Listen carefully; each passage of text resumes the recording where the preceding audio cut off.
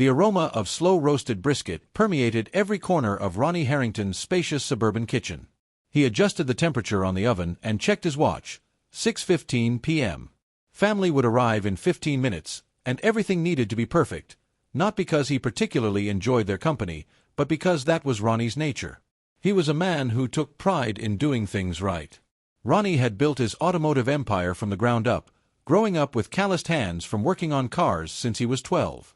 He opened his first shop at 23 and expanded to a chain of high-end establishments across Austin. People respected Ronnie. They called him fair, hard-working, and honest, qualities that had become increasingly rare in business. "Something smells amazing," Mary said as she entered the kitchen in a sleek navy dress that accentuated her slender frame. At 35, she looked as beautiful as the day they had met 7 years ago. Her honey-blonde hair cascaded in gentle waves past her shoulders, and her blue eyes sparkled with what Ronnie had always believed was love. He wiped his hands on a dish towel and pulled her close, planting a kiss on her forehead. "Just finishing up the cornbread. It's almost done. Mom will be impressed. You know how she is about Southern cooking." Mary's smile didn't fade. Ronnie had observed something in her eyes more often lately, attributing it to the stress from her role at marketing firm. That was the strategy. Kill him with kindness. Just then, Mary's phone buzzed. She glanced at it and quickly tucked it into her pocket. As they pulled into the neighborhood, Ronnie nodded, refocusing on his cooking. Perfect timing. He arranged the cornbread on a decorative plate, mentally preparing for the evening ahead. Despite his efforts, the Caldwells had never fully embraced him, particularly Barbara Caldwell. Hair and discerning gaze, she regarded him as an unwelcome guest who had somehow deceived her daughter into marriage. Lester Caldwell spoke minimally, engaging only in business discussions with Kurt, where he subtly suggested that Ronnie's achievements were more a matter of chance than talent. Then there was Donovan, Mary's older brother, whose air of superiority was only rivaled by his tendency to hold on to a job for no longer than 6 months. Yet, they were Mary's family, and for her, Ronnie was prepared to endure anything. The doorbell rang. The entrance. Ronnie heard the door open, followed by enthusiastic greetings and the rustle of coats being taken off. He straightened his shoulders and put on his most welcoming smile. "There he is." Barbara's voice carried into the kitchen. "The chef himself." Ronnie stepped forward, wiping his hands one final time. "Barbara, great to see you." He accepted her stiff hug, catching a whiff of her overpowering perfume. "Lester." He extended a firm handshake. "Ronnie, the house looks good." "Thanks, Lester. How was the drive?" Someone who scrutinized every move Donovan made. Stepping forward, Donovan was dressed in a blazer that likely exceeded his budget. Ronnie, still embracing the role of a house husband, elicited a warning glance from Mary directed at her brother, but Ronnie simply laughed it off, remarking that someone had to ensure Donovan was fed, given his culinary skills were lacking. Barbara's lips tightened slightly, yet Donovan managed a chuckle in response.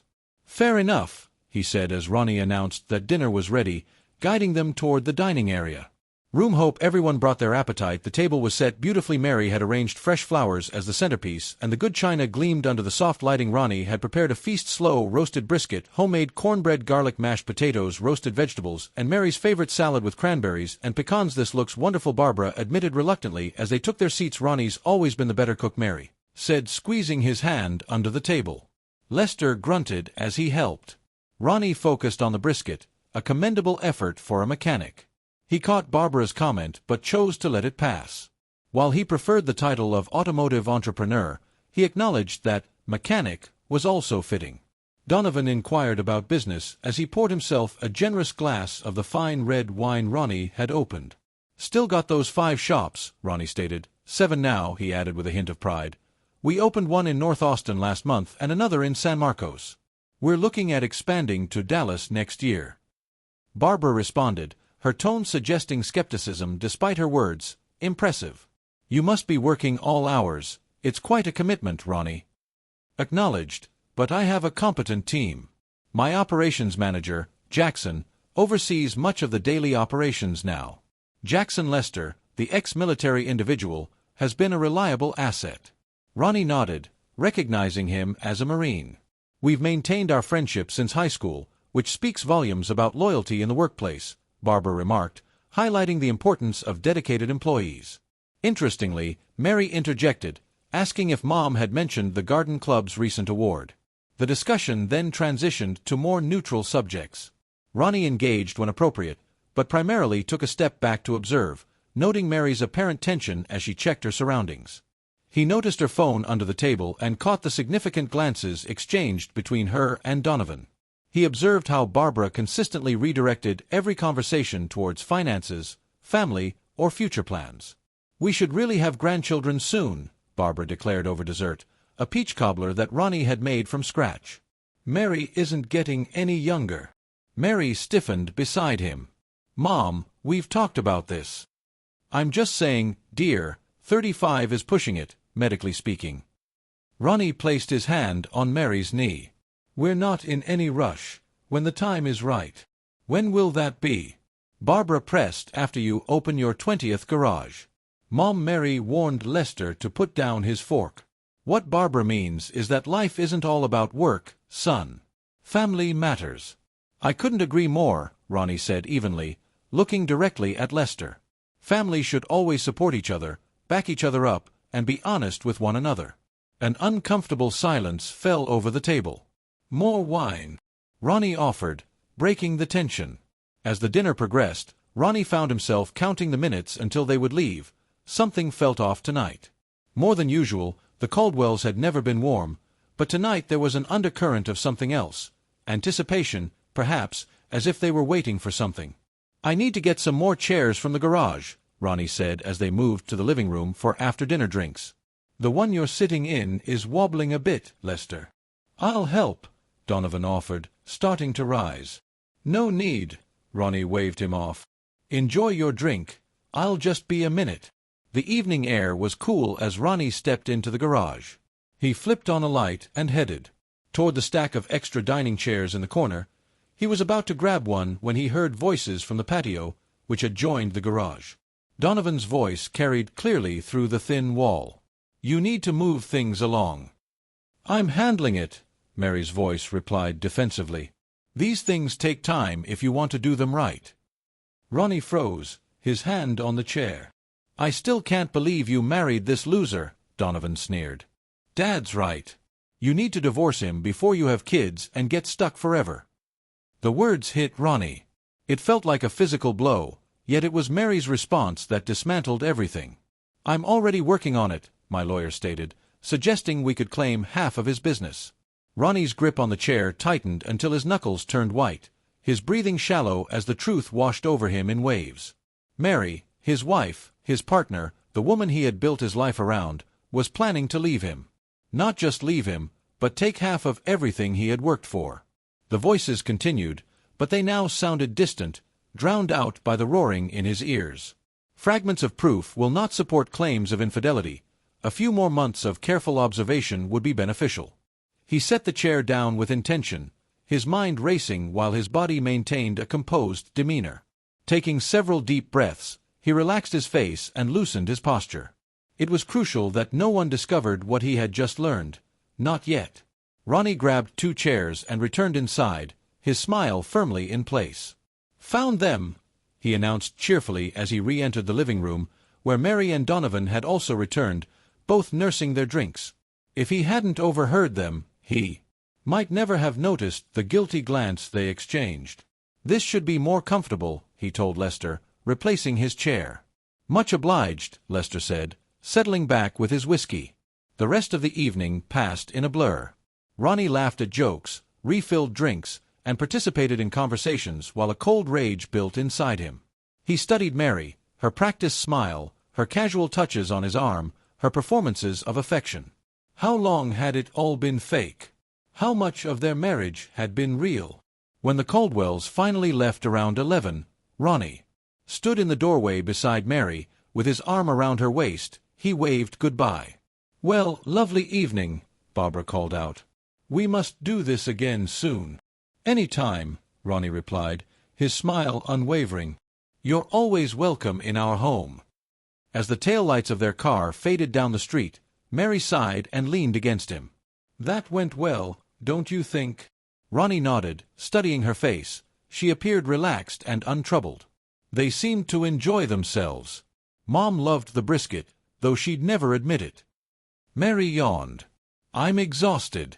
Let's clean up tomorrow. Ronnie readily agreed. You go on up, I'll lock up. Mary pressed a kiss to his cheek before heading upstairs.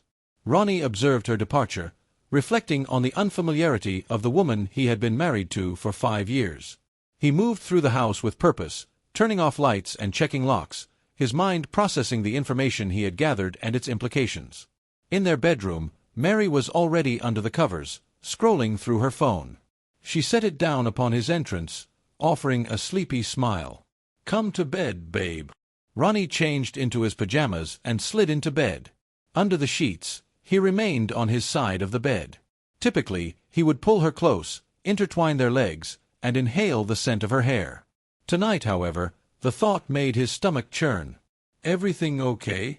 Mary asked, sensing his distance. Just tired, he replied, lying.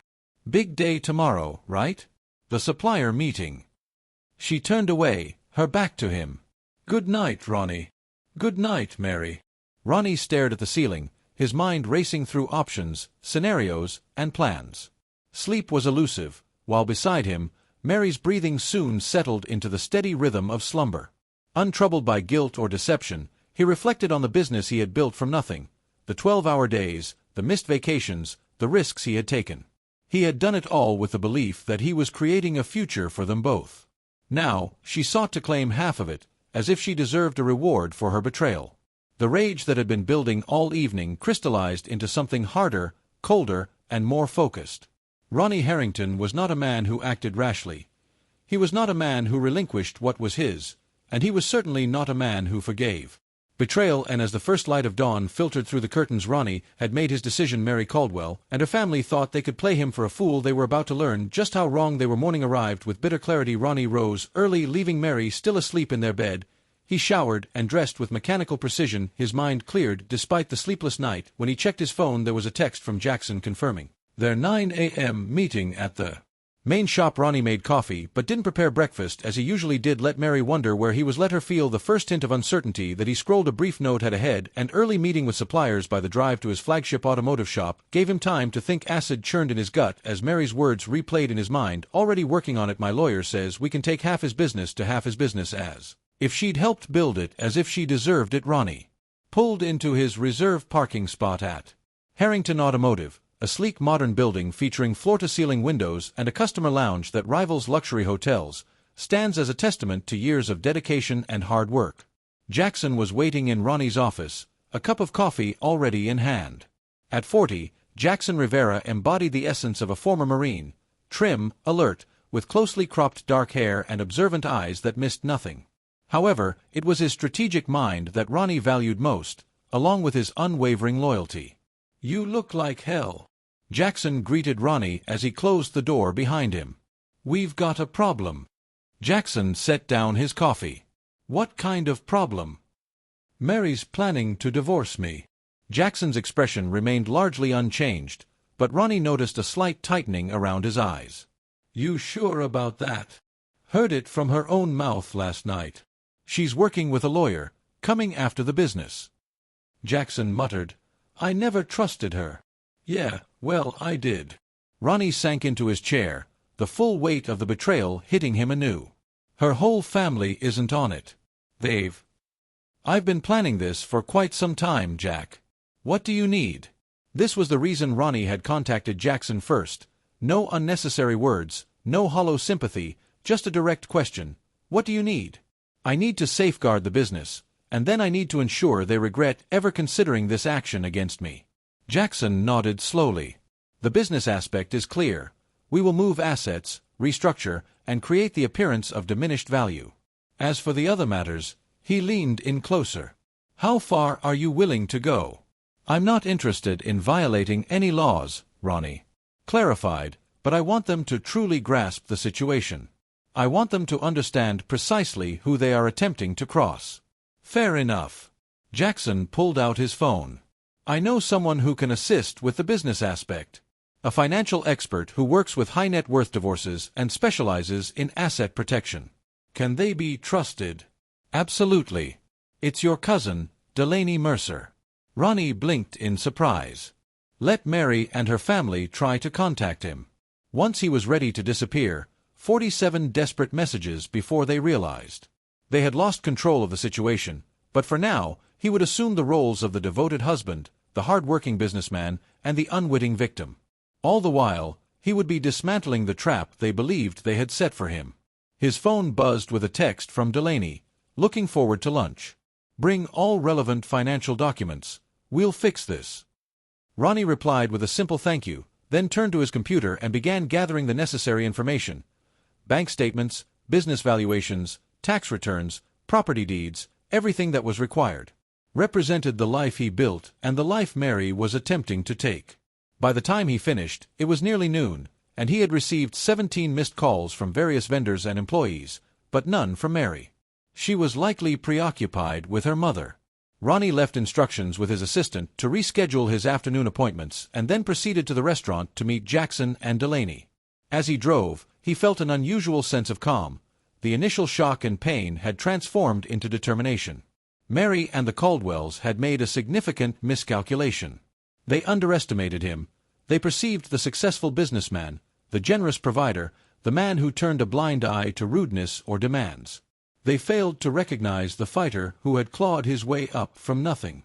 They were unaware of the true Ronnie Harrington, but they would soon come to know him. That night, Ronnie lay beside Mary in their bed, a careful 6 inches separating their bodies. He stared at the ceiling, thoughts racing despite his exhaustion. Lunch with Delaney and Jackson had been both illuminating and disturbing. Delaney had articulated her thoughts clearly over perfectly cooked steaks, though the situation isn't without its vulnerabilities. If her lawyer is competent, and considering your insights, it's likely they've engaged someone well-versed in high-asset divorces. They will undoubtedly explore various angles to challenge the case, such as the commingling of assets. This could include any joint accounts, properties acquired together, or business funds that were utilized for personal expenses. These factors could be leveraged to argue that the distinction between marital and separate property has become ambiguous. Jackson leaned forward, inquiring about the next steps Delaney plans to take. Her keen perception and astute intellect had devised a plan so refined in its simplicity that Ronnie nearly smiled. A shell corporation managed by Delaney, yet advantageous for Ronnie, a restructuring designed to present his businesses as less profitable than their true value. A strategic reallocation of assets that would remain untraceable to him. Is it legal? Fork had inquired, hovering over his plate. Delaney had confidently reassured him, unethical perhaps by certain standards, but individuals safeguard their assets regularly. The crucial factor is executing it before she files. Papers are served, any movement of assets appears suspicious to the courts. Now lying in the dark, Ronnie turned his head slightly to study Mary's profile. Her breathing was deep and regular, her face relaxed in sleep. How could she sleep so peacefully while planning to destroy him? He carefully slid out of bed and padded silently to the guest room, where he finally allowed himself to close his eyes. Morning arrived with a flurry of text messages. Ronnie checked his phone to find 15 from Mary, 5 from Barbara, and 27 from Donovan, each more frantic. Earlier than the previous one, the initial message from Mary was received at 7:03 a.m. "Where are you? I woke up and you weren't here." The latest message from Donovan was at 8:47 a.m. Mary was anxious and urged Harrington to answer his phone. Ronnie smiled to himself, thinking it was better to let them worry and wonder. This was merely the start. He texted Mary, apologizing for not being able to sleep and mentioning he was going for an early drive to meet Jackson for breakfast to discuss business, promising to return later. Her response was swift, expressing her concern and asking him to call when he was finished. He replied without any intention of doing so and continued driving to the diner, where he had other plans. Jackson's satisfaction mingled with frustration as he envisioned the Caldwells struggling to grasp the situation. For those intending to catch him off guard with divorce papers, the discomfort of uncertainty was palpable. Seated in a booth with a coffee mug cradled in his hands, he glanced up as Ronnie took a seat across from him. "Phase 1 seems to be working," Ronnie remarked, presenting Jackson with a series of frantic messages. "Good confusion is our ally right now." Jackson slid a manila folder across the table. "You need this." Upon opening the file, Ronnie discovered phone records, credit card statements, and surveillance photos. His stomach tightened as he recognized Mary in several images, seated across from an unfamiliar man in various restaurants and coffee shops. In one photo, they were holding hands. The name Rhett Calloway Jackson surfaced quietly. He is a divorce attorney who specializes in representing spouses of high-net-worth individuals. The betrayal, already painful, cut deeper. She's involved with her divorce lawyer. It appears that way. Those photos cover the last 3 months. His hands trembled slightly as he closed the folder. Her family is aware, based on the text messages we accessed. Yes, her mother actually recommended him. A cold, clarifying rage surged through Ronnie. This situation was even worse than he had anticipated. It wasn't merely about money. He couldn't complete his thought. "I'm sorry, man," Jackson's voice conveyed genuine sympathy, "but we needed to understand the situation we were facing." Ronnie nodded, his jaw clenched. "This alters everything. It's no longer just about safeguarding what belongs to me, but ensuring that they all receive exactly what they deserve." What they deserve. What's the next step? Ronnie stared out the window for a long moment. "We move forward with Delaney's plan, transfer the assets, create the shell corporation. But we need more evidence. Texts, emails, anything that proves Mary and her family were conspiring to take my business." "I'm already working on it," Jackson assured him. "What about Mary?" "She's going to be asking questions." "I'll handle Mary." Ronnie's voice was firm. "From now on, I'm giving the performance of a lifetime. Devoted husband, oblivious target. Meanwhile desiring a meticulous approach, I aim to ensure that when the moment arrives, there will be nothing left for them to exploit." Ronnie contemplated the timing, recalling the charity gala next month, an event the Caldwells consistently attend to flaunt their philanthropy. Jackson's eyes widened slightly as he grasped the implications. Public humiliation with a maximum audience. Precisely. Ronnie's smile remained devoid of warmth. "They intended to catch me off guard with divorce papers. I will counter by revealing the truth before all their acquaintances." As he drove home, the plan solidified in his mind. As Ronnie approached Mary, his mind was clearer than it had been since he overheard that conversation on the patio. The pain in his chest remained, a persistent ache, yet it was eclipsed by a sense of purpose. Mary was in the kitchen when he arrived, her expression a flawless mask of concern. "There you are. I was worried when you didn't call." Ronnie managed a smile, reminding himself that he was playing a role that required precision. "Sorry, babe. The meeting ran long, and then I got caught up with a customer issue." She scrutinized his face. "Is everything okay? You've been behaving unusually since my family's visit." Distressed about work, he lied effortlessly. "The Dallas expansion is encountering some obstacles." Mary's shoulders eased a bit. "You should have mentioned it. I thought perhaps you were upset with me." The boldness of her performance nearly made him chuckle. Instead, he moved closer and embraced her, suppressing his discomfort. "Of course not. Why would I be upset with you?" He felt her lean into him, completely believing his facade. "I don't know. I just sensed something was amiss." Ronnie kissed the top of her head. He pulled back to look at her, noting her fatigue. "How about we do something special tonight? Dinner at that Italian place you love." The surprise and pleasure in her eyes indicated her complete agreement. "I'd like that." "Great. Reservation at 7. Mary nodded, reaching up to straighten his collar. "Perfect." As he headed upstairs to shower and change, his phone buzzed with a text from Jackson. Meeting set with Delaney tomorrow at 10 a.m. At her office tomorrow, they would commence the dismantling of everything. Mary believed she would take from him the business, the money, the house. None of it would be within her reach by the time her lawyer filed those divorce papers. Confident in her deception, Mary would never see it coming. Dinner that night was a lesson in deception.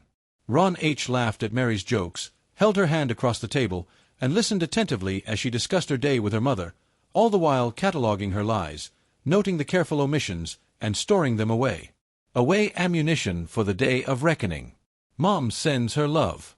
Mary mentioned over dessert that she wanted me to check if you're still okay with hosting Thanksgiving this year, just 3 months away.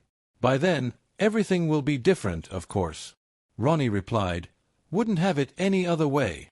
Mary smiled, reaching for his hand. "I love you, you know that. You're so good to my family, even when they don't make it easy." The declaration of love, once treasured, now turned his stomach. "They're family," he said simply. "That's what matters back home." Mary initiated.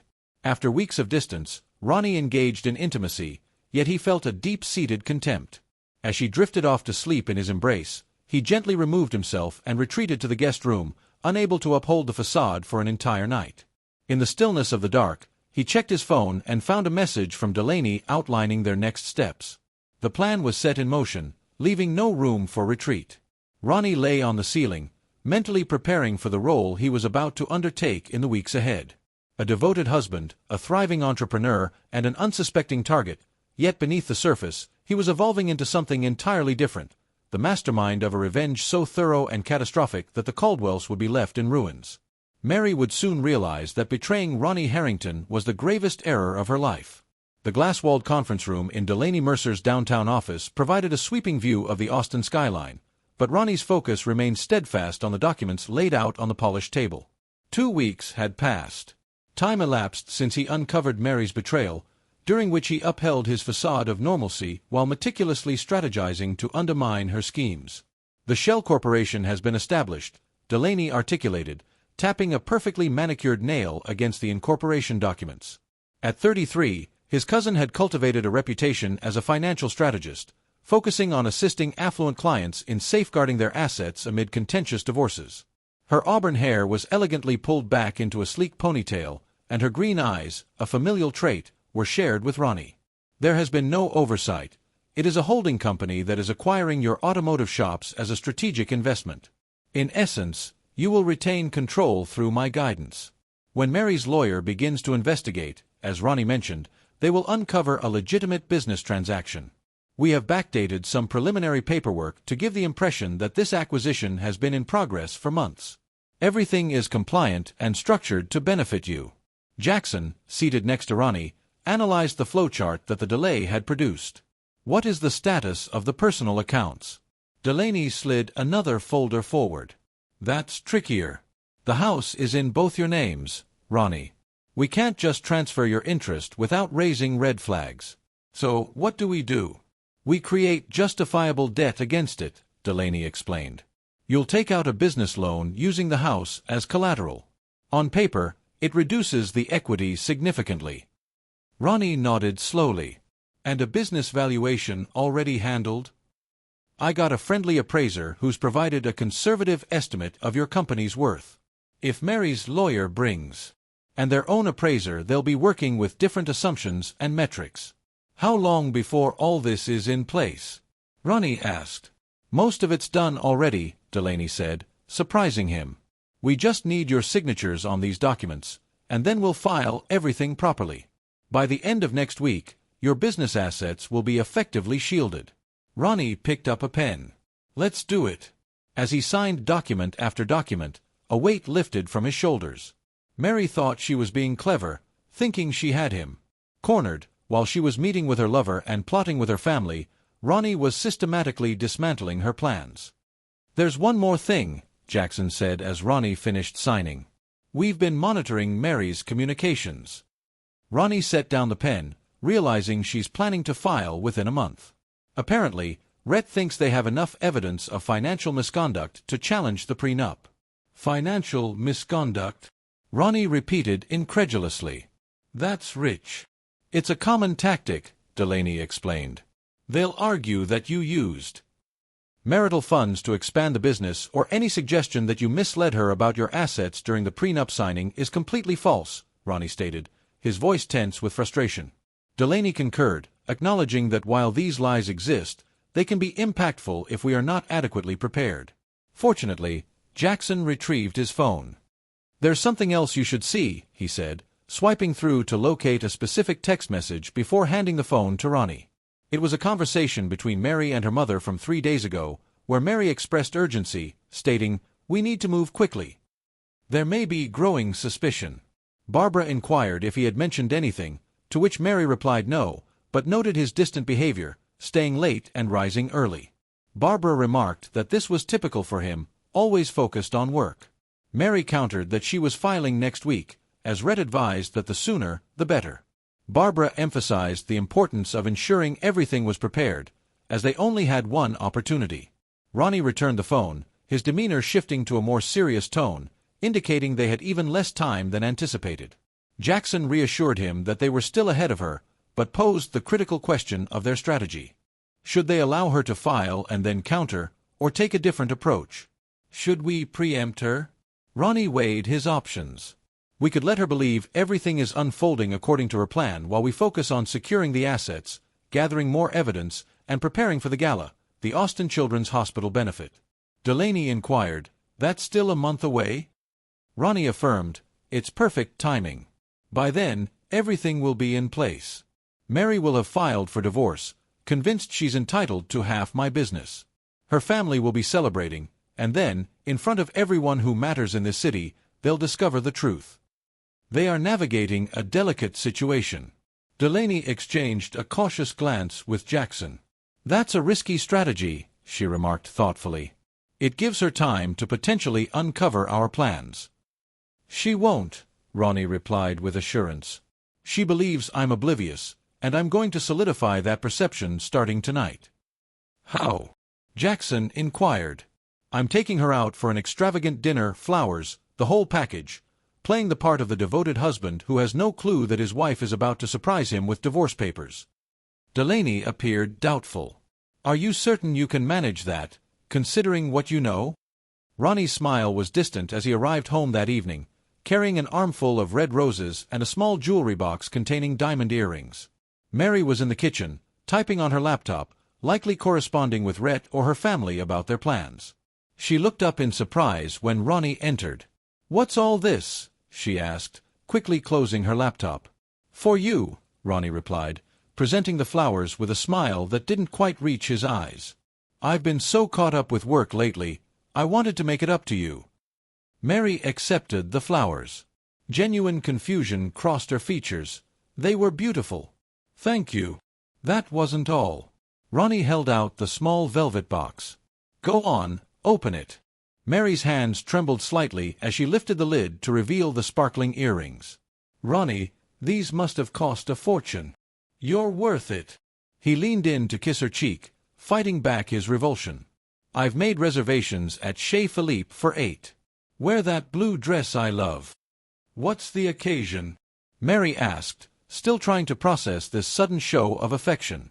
"Do I need an occasion to spoil my wife?" Ronnie countered his performance flawlessly. He realized he had been neglecting her amidst all the business expansion activities. Mary's expression was a captivating blend of guilt, confusion, and calculation. Ronnie could almost perceive her thoughts. Was this a trap? Did he suspect something, or was this simply Ronnie being oblivious to her plans?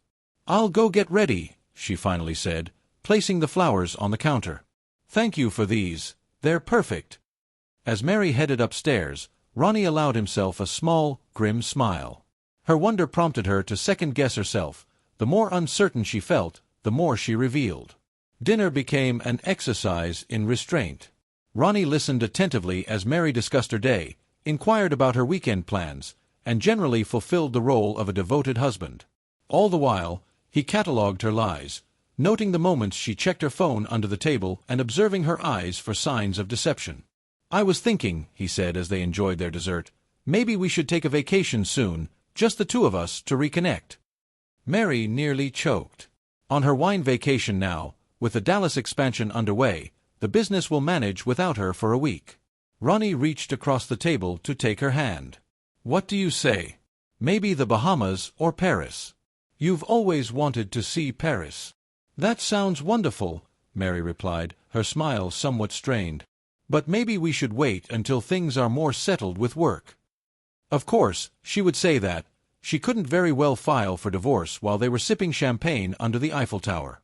"You're probably right," Ronnie conceded. "Check then, but soon I promise."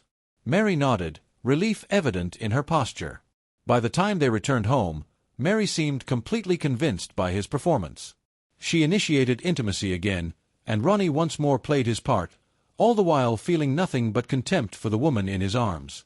Later, as she slept, Ronnie slipped out of bed and went to his home office. He sent a text to Jackson, "She's bought it completely. Keep digging." I want everything they've got on me and everything we can get on them." Jackson's reply came moments later. "Already on it. You holding up okay?" Ronnie considered the question. Was he okay? He was living with a woman who was betraying him, pretending to still love her, and plotting his revenge. No, he wasn't okay, but he was functioning. He was focused, and most importantly, he was going to win. "I'm fine," he texted back, "just ready for this to be over." Over the next week, Ronnie maintained his charade of normalcy while Delaney expedited the asset transfers. The Shell Corporation, officially named Meridian Holdings, was now the technical owner of 5 of his 7 automotive shops were accounted for, with the remaining 2 set to transfer the following week. On paper, Ronnie was now simply the operational manager of the business he had built from the ground up. It was a complex web of legal and financial maneuvering, but it would serve its purpose when Mary filed for divorce and demanded half of everything. She would soon find that the total was far less than she had anticipated. Ronnie was in his office at the main shop when Jackson entered abruptly, an unusual breach of protocol. Protocol that immediately put Ronnie on alert. "What is it?" he asked, setting down the inventory report he'd been reviewing. Jackson closed the door behind him. "She's meeting with Rhett right now at his office. According to our source, she's signing the divorce papers today." Ronnie had been expecting this, but the confirmation still landed like a punch to the gut. "You're sure?" "Positive." She told her assistant she had a dental appointment, but she went straight to Rhett's office. A cold calm settled over Ronnie. "So it begins. Our next move remains unchanged," Ronnie stated after a brief moment of reflection. "We adhere to the plan. Let her file. Let her believe she's gaining the upper hand. In the meantime, we will complete the asset security and prepare for the gala." Jackson nodded, though his expression still showed concern. "And when she serves you with papers?" "I'll respond with shock, devastation, and confusion. Exactly what she anticipates." Ronnie's smile was somber. "And then I'll contact my lawyer, who will begin negotiations in apparent good faith while we finalize our countermove. It's going to become quite contentious." Jackson cautioned that the situation was already dire, to which Ronnie replied that it had been so since the moment they chose to betray him. The distinction now is that he is the one in control of the situation. Later that evening, Ronnie returned home to find Mary preparing dinner, an unusual occurrence. The kitchen was filled with the aroma of garlic and herbs, and a bottle of wine was breathing on the counter. "This is a pleasant surprise," Ronnie remarked as he set down his briefcase. Mary turned from the stove, her smile slightly strained. "I thought it would be nice to cook for you for a change. You're always the one taking care of everyone else's guilt." That's what this was. She'd signed divorce papers today, setting in motion the destruction of their marriage, and now she was cooking him dinner to ease her conscience. "Smells fantastic," Ronnie said, playing his part perfectly. He crossed to her and planted a kiss on her cheek. "What's the occasion? Does there need to be one?" Mary echoed his words from the week before. "I wanted to do something nice for my husband." The word husband felt like acid on her lips, but Ronnie pretended not to notice. "Well, I appreciate it. Let me just..." After washing up, Ronnie headed upstairs to open the wine. Just then, his phone buzzed with a text from Delaney. "Final transfers complete, everything's in place, you're officially protected." A sense of relief washed over Ronnie. Whatever happened next, whenever Mary served him with those papers, his business was secure. The life's work that she and her family had schemed to take was now firmly out of their grasp. Dinner felt surreal as Mary engaged in small talk, skillfully steering clear of any discussion about her day or her family, and Ronnie mirrored her approach. Maintaining the facade that everything was normal between them, he remarked, "This is delicious," genuinely surprised by the quality of the meal. "You've been holding out on me." Mary smiled, a brief moment of genuine pleasure crossing her face. "Mom's recipe. She taught me years ago, but I never had the patience for it until today, when guilt drove me to the kitchen." "Well, I'm glad you found the patience. We should do this more often." A shadow crossed Mary's face. Yes, we should, but they both understood it would not happen, each for entirely different reasons. As they sat on the couch with their wine after dinner, Mary nestled against his side, a gesture of affection that once would have warmed his heart. Now, it took all his strength not to push her away. "Ronnie," she said softly, "are you happy with us?" The question nearly made him laugh. What a performance she was putting on, the concerned wife checking in on their marriage while secretly plotting its destruction. "Of course I am," he lied smoothly.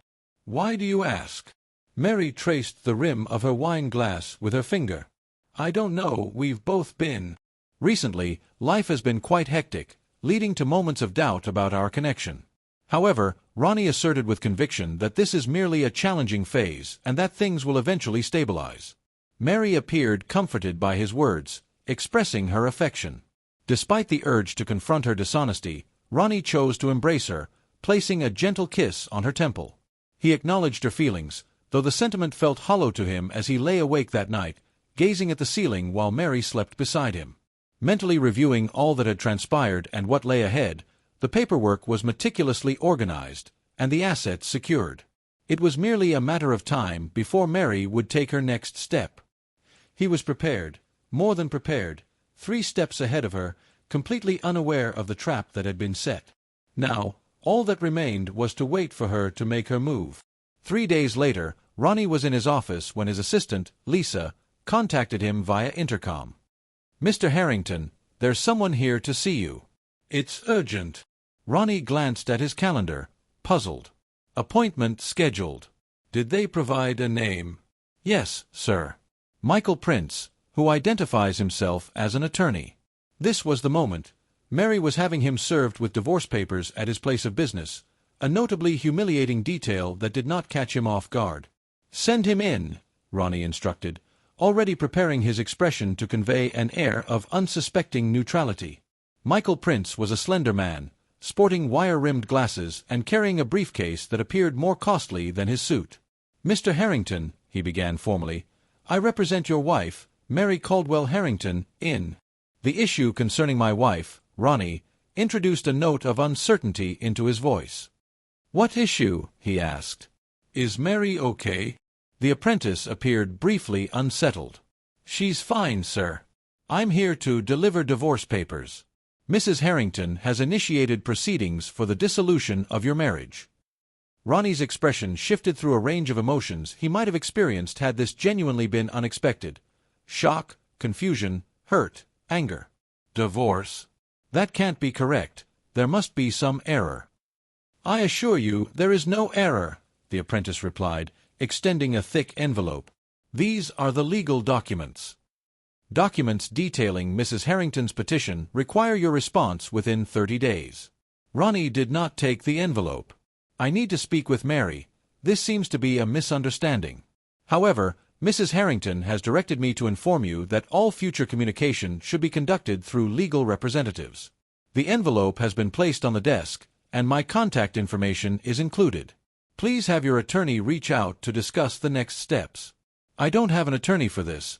I was unaware that my wife wanted a divorce." Ronnie stood, his voice rising with evident distress.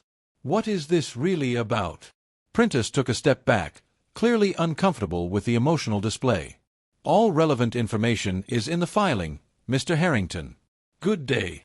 After Prentice left, Ronnie sat back down and opened the envelope. The legal language was cold and impersonal, but the intent was clear. Mary was seeking not only the dissolution of their marriage, but also half of his business assets, the house, and substantial alimony. The grounds cited were irreconcilable differences. Ronnie picked up his phone and called Jackson.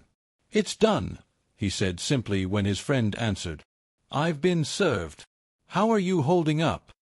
Jackson asked. "I'm fine. Better than fine, actually. It feels good to have it out in the open." "What's your next move?" Ronnie glanced at the divorce papers. "I'm going to call her, play the hurt, confused husband, see what she has to say for herself. And then I string her along for the next 3 weeks until the gala, let her think I'm falling apart, that I'll agree to anything to save the situation. Marriage, she won't buy that Jackson warrant. She knows you better than that. She thinks she knows me," Ronnie corrected, "but she's never seen me like this, never seen what I'm capable of. When someone betrays me." After hanging up, Ronnie took a deep breath and called Mary. It went straight to voicemail. Of course it did. She was too much of a coward to face him directly. "Mary," he said, his voice cracking with what sounded like genuine emotion, "I just got served with divorce papers at my office. What's going on? Call me back, please." He ended the call and waited. 5 minutes later his phone rang. Not Mary, but Barbara called. Well, the audacity almost made him laugh. Barbara. He answered coldly, "I'm surprised to hear from you, Ronnie." Barbara's voice was carefully modulated to sound concerned. "Mary told me what happened. I know this must be a shock to you." "A shock, that's one word for it. Being served with divorce papers by a wife who was cooking me dinner 3 days ago. I'd call that more than a shock." Barbara sighed dramatically. "I know, dear, it's unfortunate that things have come to this." "Unfortunate?" Ronnie repeated incredulously. "That's how you describe your daughter ending our marriage without so much as a conversation?" "It's unfortunate." "Now, Ronnie, I know you're upset. Where is she?" "Barbara, why isn't she the one calling me?" "Mary's very distraught right now." Barbara lied smoothly, stating that this hasn't been an easy decision for her. Ronnie bit back a bitter laugh. Not an easy decision. She'd been planning this for months, sleeping with another man, conspiring with her family. "I want to talk to her," he insisted. "Not her mother, not her lawyer, her. Inform her that." Barbara mentioned it without commitment. "In the meantime, I trust you will approach this matter with reason. Prolonging the situation will only complicate things for all parties involved." The message was unmistakable. "Acquiesce to Mary's demands, and this will be resolved swiftly, as intended. Advise Mary to reach out to me," Ronnie stated assertively. "Otherwise, our next discussion will take place in court." He ended the call before Barbara could reply. An hour later, Mary finally reached out to Ronnie, her tone meticulously measured. "I regret that you had to learn of this in such a manner." "Learn of what?" "Mary, my wife of 5 years, has chosen to pursue a divorce, delivering the news through legal papers served at my workplace rather than addressing me directly. I anticipated that you might attempt to dissuade me, but I needed to confirm that the documents were officially filed. You mentioned that there's nothing left to discuss, that our marriage has reached its conclusion. However, I find it hard to accept that it has been over for a long time, as you claim. This assertion frustrates me deeply. I genuinely do not understand. What I understand is that 3 days ago, you prepared dinner for me and inquired about my happiness with our marriage. I also recall that last week, I purchased diamond earrings for you, which you wore to dinner. At no time did you express to me directly that you were unhappy or desired a divorce." Mary paused for a moment. "I apologize. I should have been more straightforward." Ronnie responded with a bitter laugh. "Is that what you consider it? Your divorce filing is requesting half of my business, a business in which you played no role in building. How is that fair?" "The business experienced growth during our marriage," Mary stated, clearly echoing a line provided by her attorney, referencing Texas law that categorizes it as community property. "This situation revolves around financial entitlements," as Mary firmly asserted her claim to what she believes is fair. Ronnie shut his eyes, envisioning the sense of fulfillment he would experience when she realized that her meticulously crafted strategy had failed dramatically. Fairness would have entailed a direct conversation where she expressed her desire to end the marriage. Fairness would have involved an open dialogue regarding their relationship. Finances. This situation is unjust, Mary. This feels like an ambush. I understand you're upset. Upset doesn't even begin to describe it. Ronnie's voice carried a sense of urgency as he pleaded, "Mary, let's discuss this in person. No lawyers, no parents, just the two of us. I'm not prepared to throw away 5 years of marriage." He could almost sense her weighing the options on the other end of the line. If she agreed to meet, she could assess his willingness to settle and the extent of his resolve. "All right," she finally responded. "Dinner tomorrow night at the steakhouse, neutral territory." Downtown, Ronnie expressed his gratitude, sounding relieved. "I appreciate it, Mary. I really do." After ending the call, he leaned back in his chair, a subtle smile forming on his lips. Mary believed she was in control, graciously allowing him the opportunity to present his case before claiming half of his assets. Unbeknownst to her, she was stepping right into his carefully laid trap. The remainder of the day was spent in meetings with his attorney, Caroline Westfield, a formidable expert in safeguarding high-net-worth clients during contentious divorces. Reviewed the transfers Delaney had engineered and deemed them solid. They will certainly challenge them, of course. Caroline will argue that the timing is suspicious and that there was an attempt to hide assets. "Let them argue," Ronnie said dismissively. "The paperwork indicates these deals were in motion months ago. Can they prove otherwise?" "Unlikely," Caroline admitted, "but divorce courts have wide discretion. A sympathetic judge might still award her a portion of the business." "A portion of what business?" Ronnie countered. "On paper, I no longer own those shops. I'm currently serving as the operations manager. Caroline's smile was subtle. You've been meticulous, I must acknowledge, but so has her lawyer. This R. Quay has quite the reputation. Ronnie's jaw tightened at the mention. I've heard the same. You appear surprisingly composed for someone whose spouse has just initiated divorce proceedings. Let's just say I've had ample time to prepare. Ronnie maintained steady eye contact. I need you to cooperate with a plan over the next few weeks. I want you to engage with Mary's lawyer as if we are genuinely contemplating their demands, Caroline. Ron raised an eyebrow, questioning the reasoning behind their approach. Because I want them to feel comfortable and confident. I want them to believe they've won, he stated. Ronnie smiled, though the expression didn't reach his eyes. Then we will reveal exactly who they're dealing with. The following evening, Ron arrived at the steakhouse 15 minutes early, opting for a quiet booth in the back. He was dressed meticulously in a designer suit, sans tie, with his wedding rings prominently displayed, a perfect representation of a successful man striving for his marriage. Mary arrived precisely on time, looking polished and composed in a black outfit. Ronnie recognized the dress he had purchased for her birthday the previous year, a deliberate choice, without a doubt. "Thank you for meeting me," he said as she slid into the booth across from him. "I think we owe each other that much," Mary replied, setting her purse beside her. "How are you holding up?" The faint concern in her voice nearly made him laugh. "How do you think? My wife blindsided me with divorce papers. I'm still trying to process it." Mary had the grace to look uncomfortable. "I know this seems sudden to you." "Seems? Mary, it is. 3 days ago, we were having dinner at home, and you gave no indication of your unhappiness, let alone your intention to end our marriage."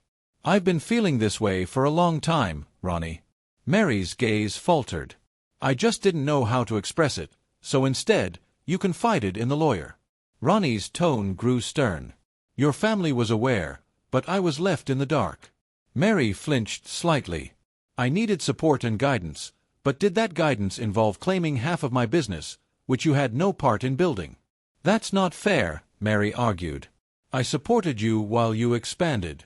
The business I prioritized my own career second to allow you to focus on yours." It required immense self-control for Ronnie to refrain from laughing at her. Mary had never placed her career second. She had received 2 promotions during their marriage, with his unwavering support and encouragement. "Is that what Rhett instructed you to say?" Ronnie inquired softly. Mary's eyes widened. "Who? Rhett Calloway, your lawyer?" Ronnie paused intentionally, or should I say your lover? The color drained from Mary's face. "I don't know what you're referring to." "Please, Mary, at least show some decency. Do not deceive me. I am aware of Rhett. I know you have been seeing him for months, and your mother's surprise was genuine. She did not expect him to know this." "How did you find out? Does it even matter?" Ronnie interrupted, emphasizing that what truly matters is that while you were preparing to divorce me and claim half of everything I have built, you were simultaneously involved with the very lawyer you hired to represent you. "It's not like that," Mary insisted weakly. "Then what is it like, Mary? Please explain it to me, because from my perspective, it appears quite clear." Mary appeared momentarily speechless, her meticulously prepared speech slipping from her mind in light of Ronnie's unforeseen awareness. Finally, she regained her composure. "It happened after I had already decided on the divorce," she stated, though it was another untruth, as Ronnie possessed photos that dated back months. "So that makes it acceptable?" "No, of course not. But that's not the reason I'm leaving you." Mary's voice gained strength as she steadied herself once more. "We've been drifting apart for years, Ronnie. You're perpetually working, always engrossed in your business. There's no space for us." In your life, it followed the usual narrative, attributing blame to the husband's work ethic while portraying herself as the overlooked wife. Ronnie had anticipated this. If she felt neglected, why hadn't she voiced her concerns? Why didn't she propose counseling, a vacation, or any of the other avenues couples explore during challenging times? Why immediately resort to divorce? Mary averted her gaze. "It's too late for that. Is it?" Ronnie leaned in, revealing a moment of vulnerability in his expression. "Mary, despite everything, I still love you. I still believe in our marriage. Give me a chance. To rectify the situation, the astonishment on Mary's face was nearly amusing. She clearly hadn't anticipated his willingness to advocate for their relationship, especially after discovering the truth about our Ronnie. He insisted, "Give me 1 month to demonstrate that we can resolve this. If you still wish to proceed with a divorce after that, I won't contest it, and I'll ensure the settlement is fair." Mary regarded him with skepticism. "You would agree to that, even with Rhett in the picture?" He replied, "I'm not saying it doesn't hurt, it does more than I can articulate. However, 5 years of marriage should warrant at least 1 month of effort." Ronnie extended his hand across the table to take hers, seeking to please Mary. 1 month, he proposed, believing that the time frame could influence her perspective. To her, a month held little significance. The divorce would move forward as planned. However, if her agreement could make him more amenable to her requests and increase the chances of a peaceful resolution, it was a worthwhile compromise. "All right," she finally conceded, 1 month, but the divorce filing remains in effect." Ronnie readily agreed, suggesting they view it as a trial separation with the potential for reconciliation. Mary nodded, clearly satisfied with the direction of their discussion. She believed she was skillfully influencing him, tugging at his emotions to achieve her desires, unaware that he was the one orchestrating the situation. "So, what do we do now?" she inquired, taking a sip of her wine. "We try," Ronnie replied matter-of-factly. "We make time for each other, and we discuss openly what went wrong and how to resolve it, starting tonight." Thus commenced the performance. For the next 2 hours, Ronnie assumed the role of a devoted husband, eager to salvage his marriage. He listened intently as Maird presented her complaints, most of which were evidently fabricated for the occasion. During the divorce proceedings, he expressed remorse for his alleged neglect, vowing to prioritize their relationship, and delivered an impressive performance. This left Mary appearing genuinely conflicted, not regarding the divorce, which Ronnie was sure of, but contemplating whether she could gain even more from him through this act of reconciliation than through legal means. "This was good," she remarked as they departed. "Better than I expected." "For me too," Ronnie concurred, assisting her with her coat. "Will you come home tonight?" Mary hesitated. "I believe it would be best for me to remain at my mother's for the time being, allowing us both some space to reflect." Naturally, she couldn't continue her relationship with Rhett if she returned to their home.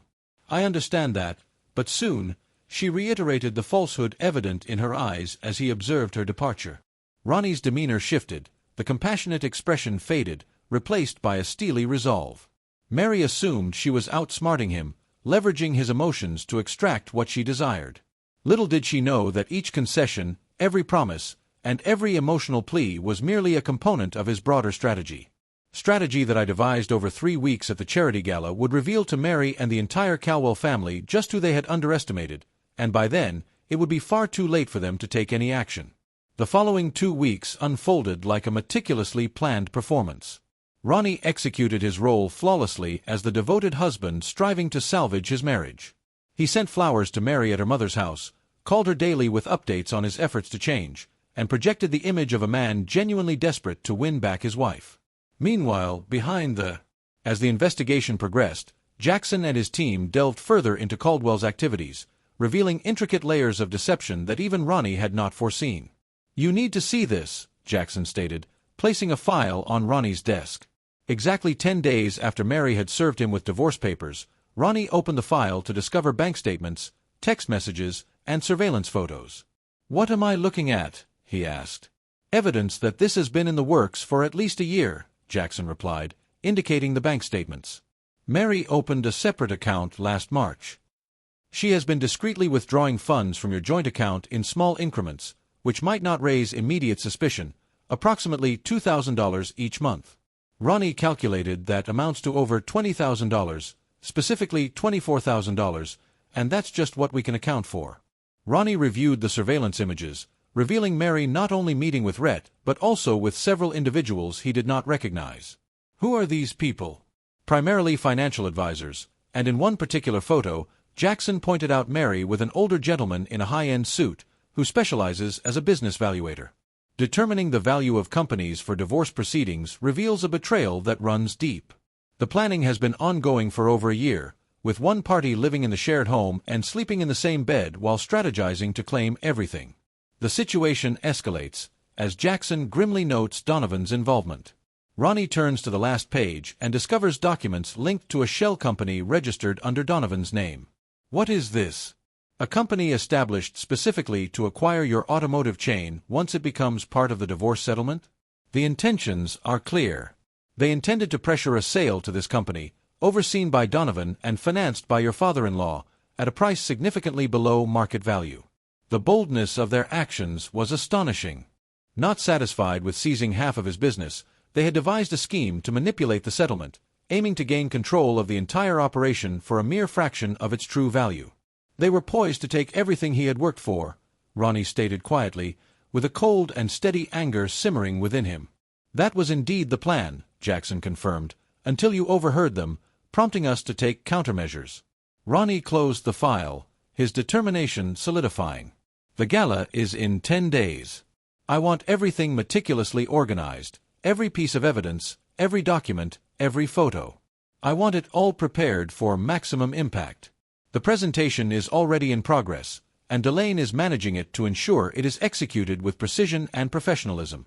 Ronnie stood, needing to channel the energy coursing through him.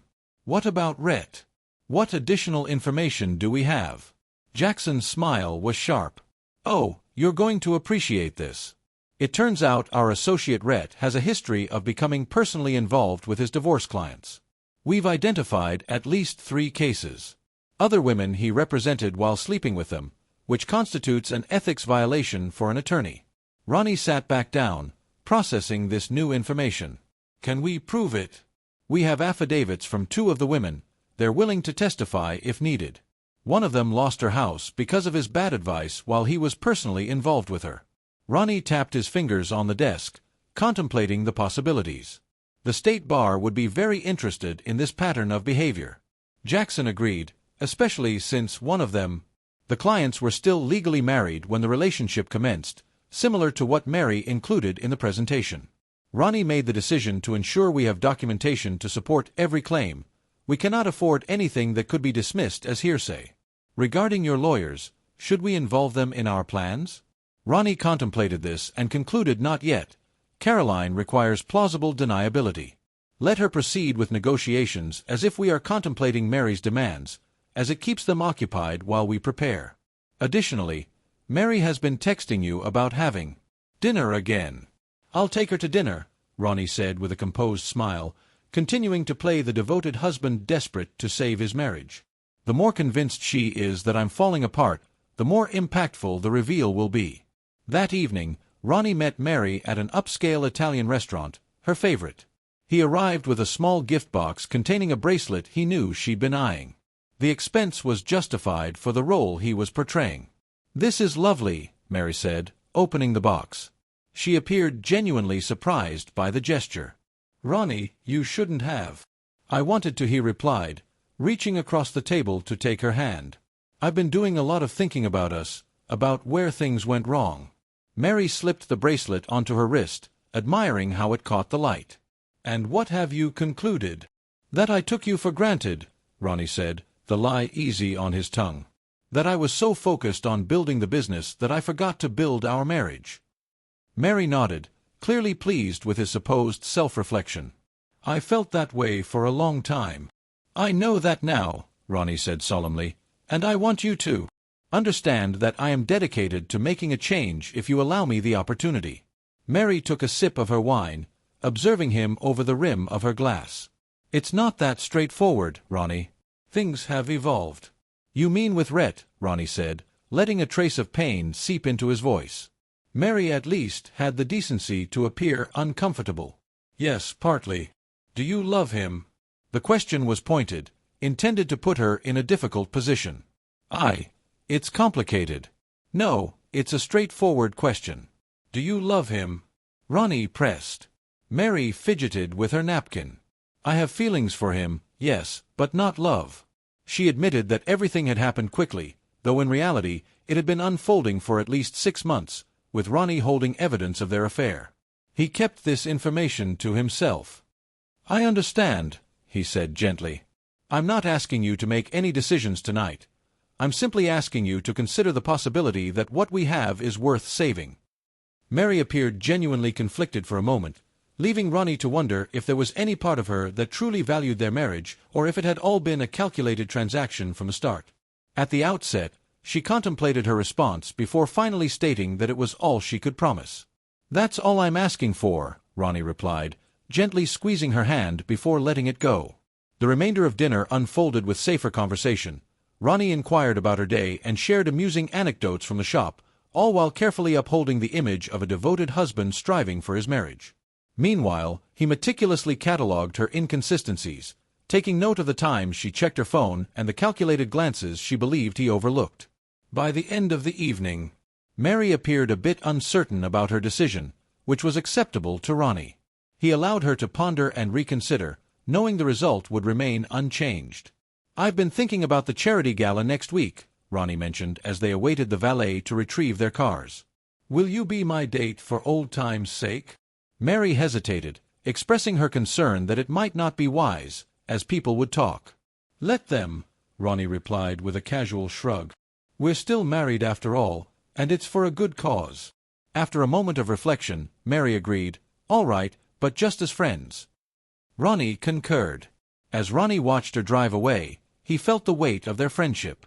His phone buzzed with a text from Jackson, inquiring about the outcome. Ronnie replied that she would be attending the gala and instructed him to ensure everything was prepared.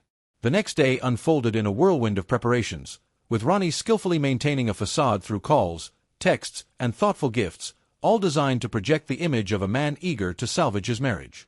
Meanwhile, Jackson Delaney and a select group of trusted associates put the finishing touches on their gala plans.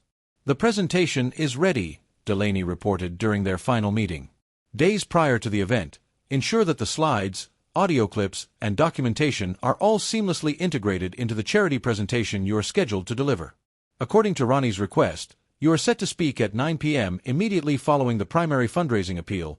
Jackson confirmed the highest level of attendance for maximum impact. Ronnie emphasized the importance of leaving no room for doubt regarding the validity of the information presented. To address any potential questions, printed packets will be made available. Delaney reassured him that all key documents, photos, and transcripts are authenticated and prepared for distribution. Ronnie nodded, a sense of cold satisfaction enveloping him as he considered Mary and her family. They would all be present, as confirmed by Jackson. Barbara and Lester had secured the table, while Donovan was bringing a business associate as his date, and Mary would, of course, be with him. Perfect. Ronnie surveyed the small group at the table who had assisted him in preparing this counterstrike. "I want to express my gratitude to all of you. This isn't merely about revenge for me, it's about justice. These individuals believed they could take everything I've built, they underestimated me. An easy target due to my trust in my wife and the respect I showed her family, despite their ongoing condescension. They chose the wrong person to challenge," Jackson stated matter-of-factly. "Yes," Ronnie concurred, his tone growing more resolute. "They did, and in 2 days, everyone in Austin will be aware of it." The night before the gala, Ronnie found it difficult to sleep. He walked back and forth in his home office, mentally preparing his speech and envisioning the moment when Mary and her family would realize they had been outsmarted. Would she cry? Would she attempt to deny it? Would she flee the room in embarrassment? He realized he was indifferent. What truly mattered was that she and all those who had aided her would face the repercussions of their betrayal. His phone buzzed with a text from Mary, "Looking forward to tomorrow night. What time will you pick me up?" Ronnie stared at the message, astonished by her boldness. Even now, with divorce papers filed and an affair ongoing, she could uphold this pretense of normalcy. "I'll pick you up at 7, he replied. "Wear that blue dress I got you for our anniversary." Her response was swift. "The one with the open back? Are you sure?" "Absolutely," Ronnie texted back. "You look stunning in it." Let her have the dress he had bought her. Let her savor one last evening of luxury at his expense. By this time tomorrow, her life as she knew it would be over. Ronnie finally went to bed around 3 a.m. His mind was still racing with plans and contingencies, but when he woke the next morning, a strange calm had settled over him. Today was the day. After weeks of deception, both hers and his, everything would finally be out in the open. He spent the day checking and rechecking the details. The final details for the presentation have been completed. It was successfully loaded and tested on the Gala's AV system.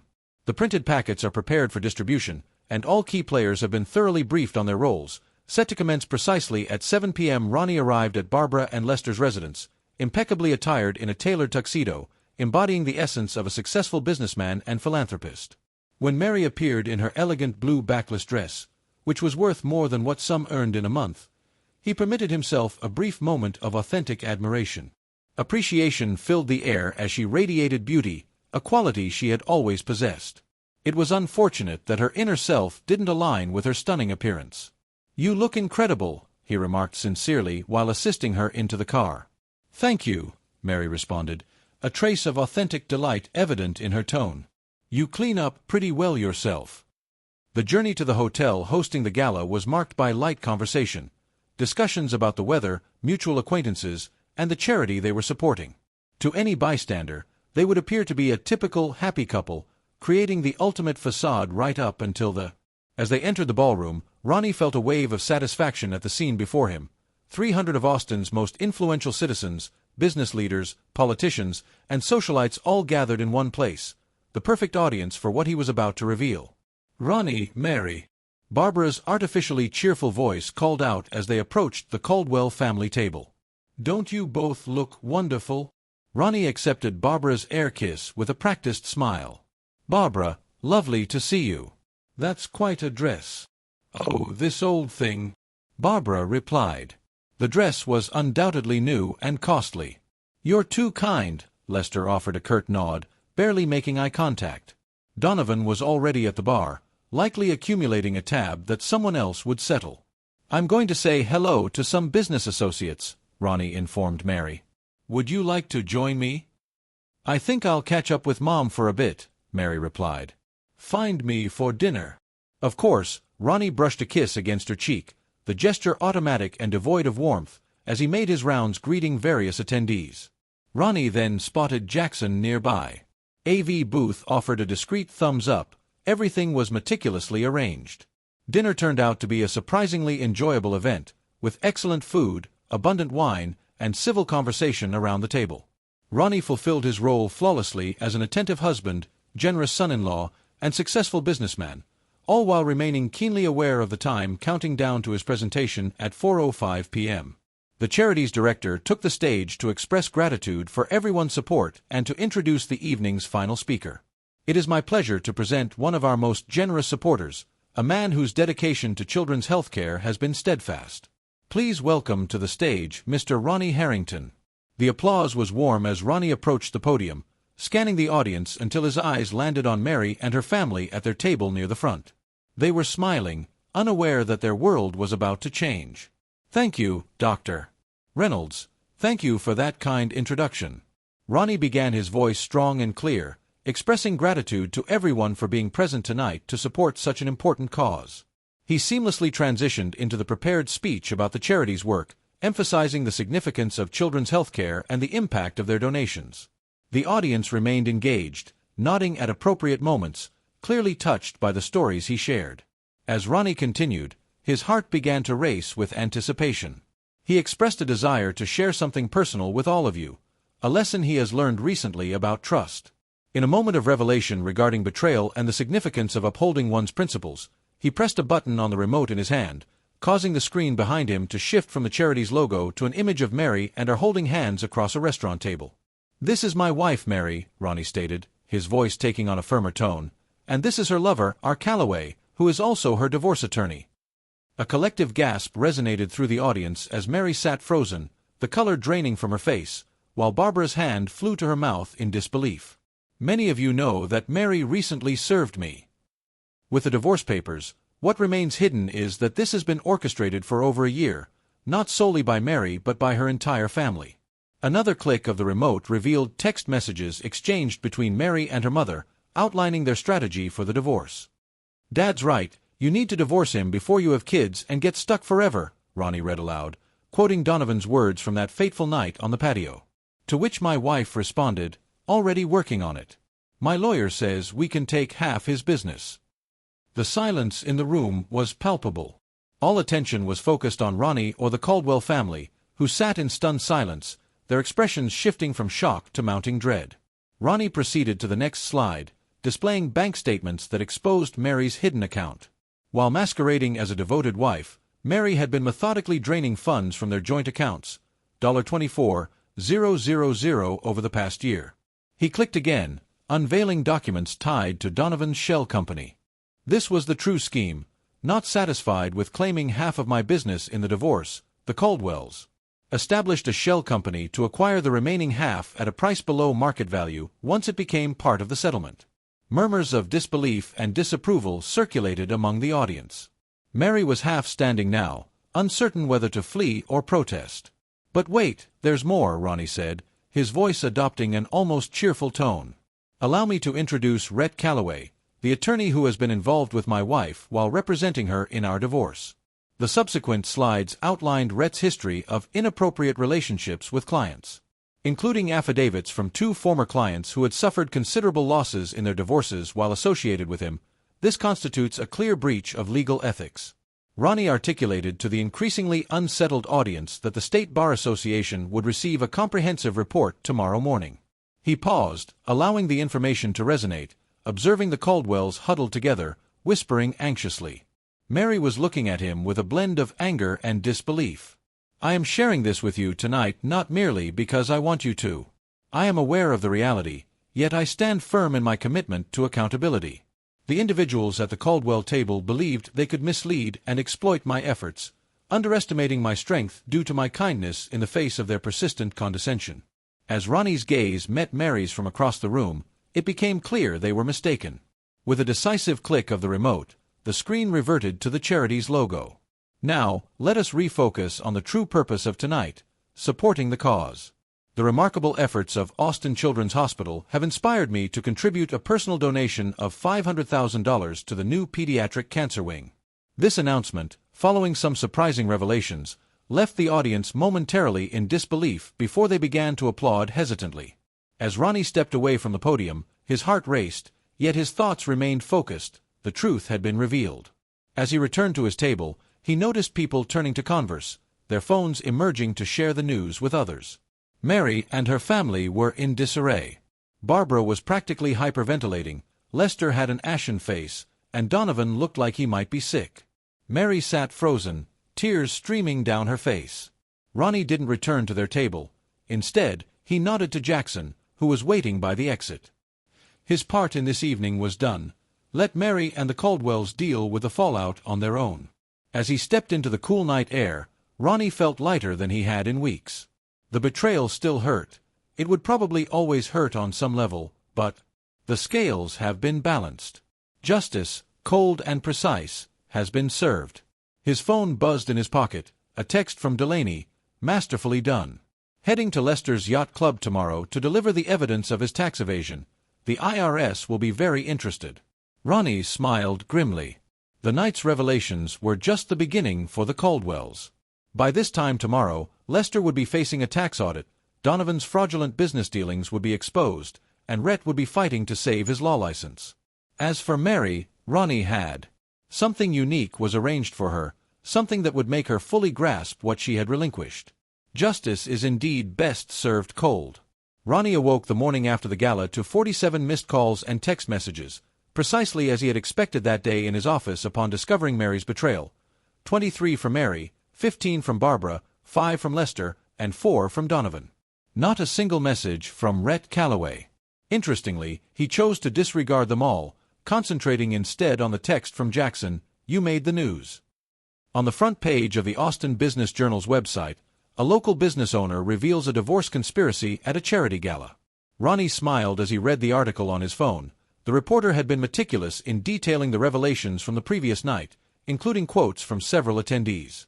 The Caldwells were portrayed as visibly shaken and had declined to comment when approached after the event. "Good, let them squirm." His phone rang again, Mary's number, for the first time since this began. Ronnie answered. "Hello, Mary. How could you?" Her voice was strained from tears. "How could you humiliate me like that in front of everyone we know?" Ronnie's laughter was devoid of warmth. "That's rich coming from you. How could I humiliate you? How could you betray me? How could you plot to steal my business? How could you sleep with your divorce lawyer while still living in my house? You don't understand. I understand perfectly, Ronnie interrupted. I understand that you and your family saw me as nothing but a cash cow to be milked and then slaughtered. I understand that our entire marriage was. It's likely a fabrication. What I fail to comprehend is how you believed you could evade the consequences. Mary paused, and when she resumed speaking, her tone had become resolute. This situation is far from resolved, Ronnie. You may perceive yourself as the victor, but you have only exacerbated your circumstances. My attorney, your paramour, you mean? Ronnie interjected. I wouldn't rely on Red's assistance moving forward. He has his own issues to contend with.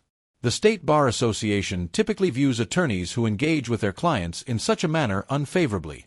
You scoundrel, Mary spat. You orchestrated this entire scenario, the flowers, the gifts. It seems you were merely pretending to care about our marriage, all to orchestrate your own agenda. No, Mary, you have set yourself up for this. I simply ensured that everyone is aware of your true nature. I will contest every financial aspect of this. You may threaten to prolong this divorce, but I remain unfazed. However, before you proceed, it would be wise to review your financial situation. Your credit cards have been canceled, the joint accounts are closed, and your access to the house has been revoked. You cannot do this, Mary, and I can hear the panic in your voice. That is our home. In fact, it is my home, Ronnie clarified. If you examine the deed, which I am certain your new lawyer will want to review, you will discover it is solely in my name. The title was transferred last week as part of a business restructuring, completely legal, by the way. That's not possible, Mary whispered. The house was in both our names, was being the operative word. It's remarkable what skilled lawyers can achieve when they are driven. A long silence followed on the other end of the line, and Ronnie could almost hear the wheels turning. Mary's mind raced as she grasped the full implications of his actions.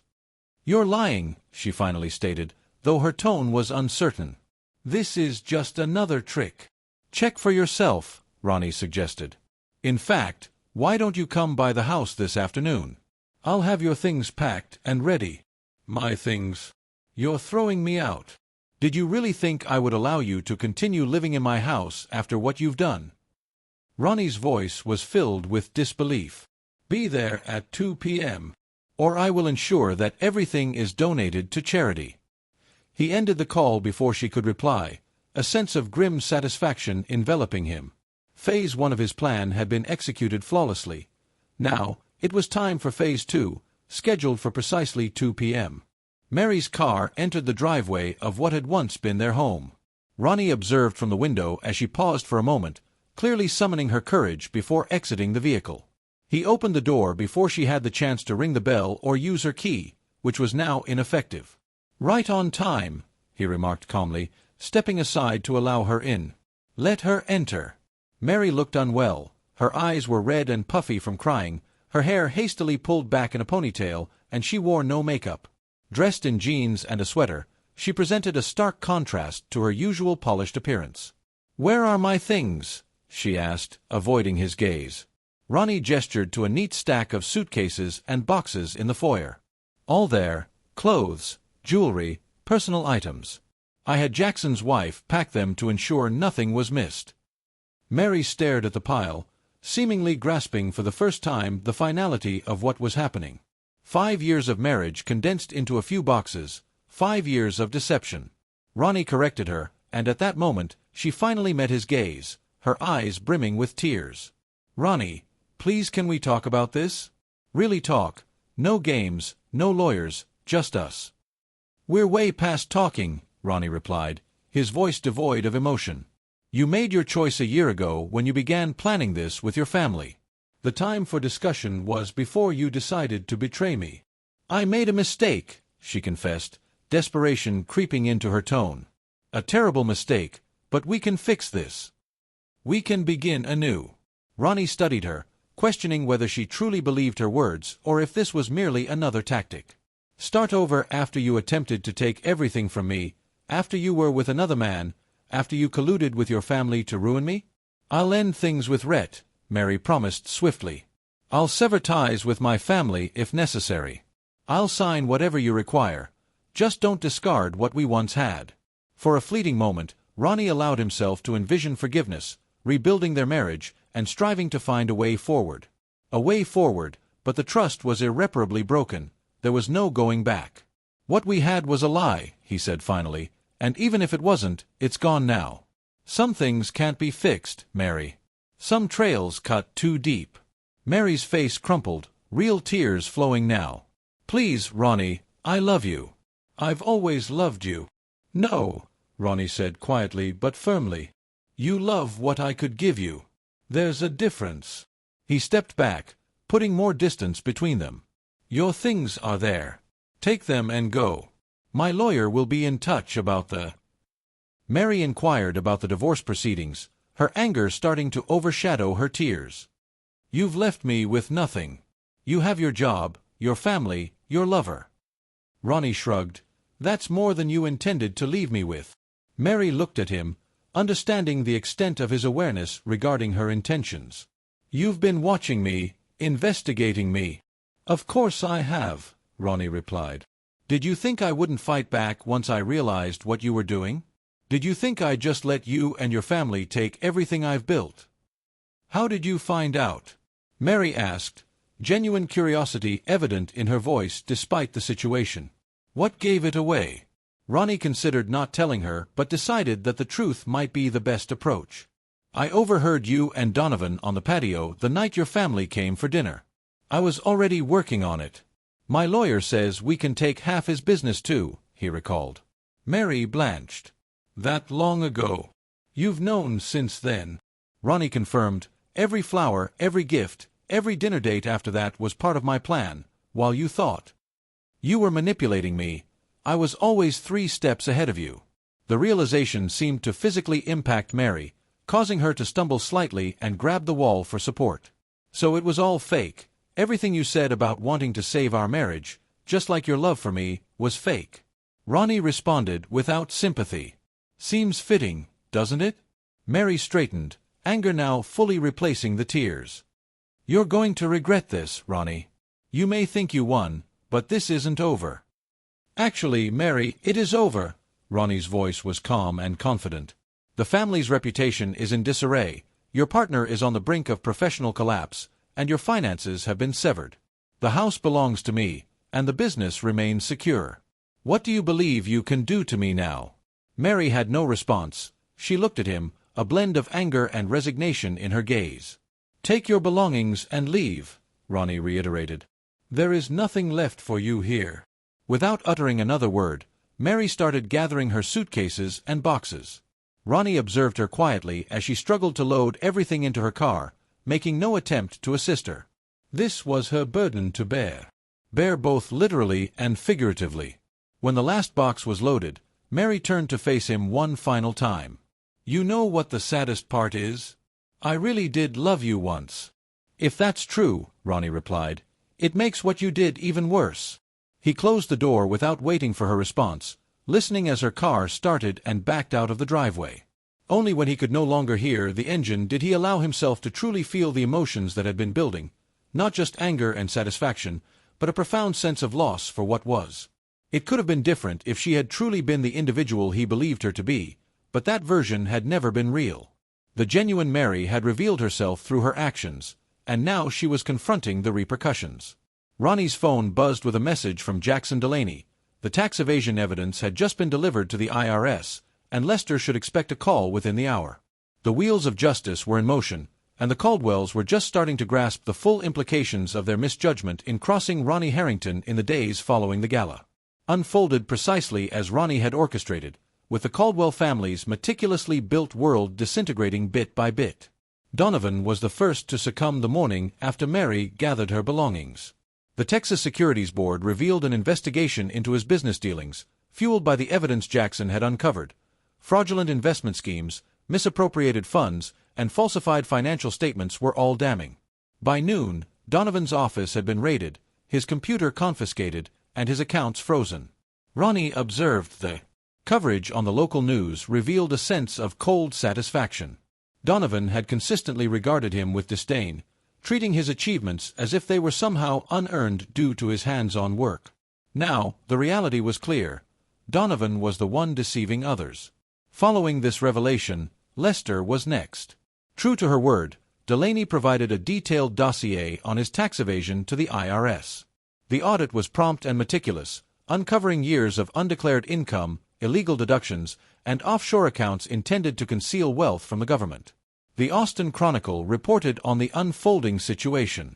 An incisive article outlining the investigation, featuring quotes from former business associates keen to dissociate themselves from a scandal.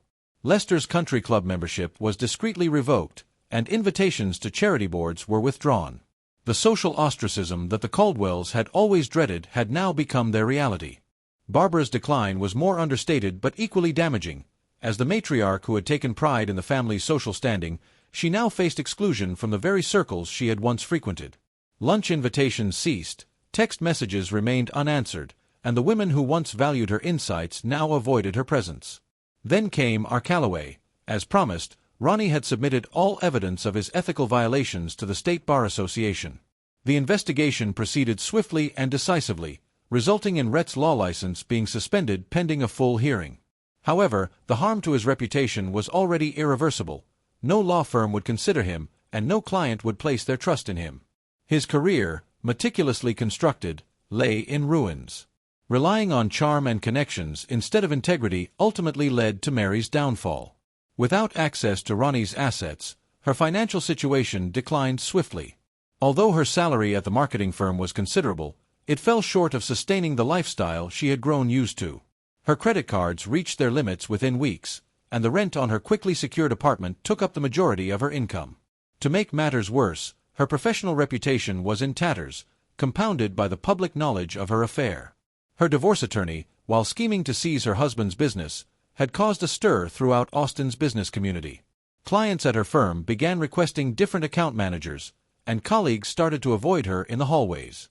3 weeks after the gala, she was discreetly let go, with the official reason cited as restructuring, though the true cause was evident to all. Ronnie monitored these events not out of spite, but to ensure that justice was upheld.